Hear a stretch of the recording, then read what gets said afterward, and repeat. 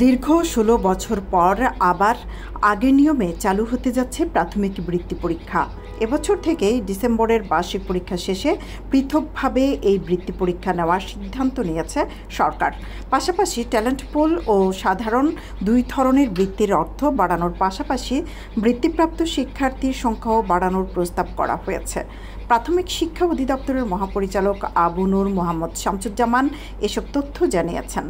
২০০৯ সালে প্রাথমিক শিক্ষা সমাপনী পিইসি পরীক্ষা প্রচলনের পর বন্ধ হয়ে গিয়েছিল পঞ্চম শ্রেণীর পৃথক বৃত্তি পরীক্ষা। বিয়ানীবাজারে রেডি ফ্ল্যাট ভাড়া দেওয়া হচ্ছে। পৌর শহরের টিএনটি রোডে ইবনে আল মতিন টাওয়ারে শিশুদের জন্য বিনোদন, সুসজ্জিত বেডরুম, রুচিশীল balcony, kitchen, dining, lift, CCTV, বিশাল পার্কিং ও ছাদ সহ থাকছে আধুনিক সুবিধা। তবে সেই নিয়ম আবার ফিরিয়ে আনার উদ্যোগ নিয়েছে প্রাথমিক ও গণশিক্ষা মন্ত্রণালয়। মন্ত্রণালয়ের এই উদ্যোগকে সাধুবাদ জানান শিক্ষকরা। গণশিক্ষা মন্ত্রণালয়ের মাননীয় উপদেষ্টা মহোদয় সম্প্রতি এক বিবৃতিতে বলেছেন, প্রাথমিক পর্যায়ে আগের মতো আবারও বৃত্তি পরীক্ষার ব্যবস্থা বা উদ্যোগ নেওয়া হবে।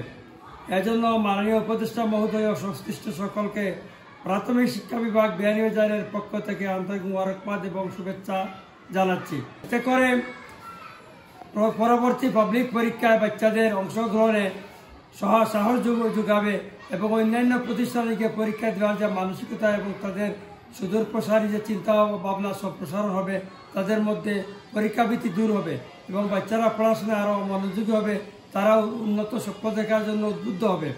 এজন্য এই প্রাথমিক পর্যায়ে বৃত্তি পরীক্ষাটা অব্যাহত রাখা দরকার শেষ পর্যন্ত, যাতে বাচ্চারা উপকৃত হয়। ২০২২ সালে এসে এই পরীক্ষা স্থায়ীভাবে বাতিল করা হয়। পিএসসি পরীক্ষা বন্ধ করার পর স্বাভাবিকভাবেই বন্ধ হয়ে যায় পঞ্চম শ্রেণীর শিক্ষার্থীদের জন্য প্রবর্তিত প্রাথমিক বৃত্তিও। তবে ২০২২ সালের শেষ দিকে হঠাৎ বৃত্তি পরীক্ষা চালুর ঘোষণা দেয় প্রাথমিক ও গণশিক্ষা মন্ত্রণালয়।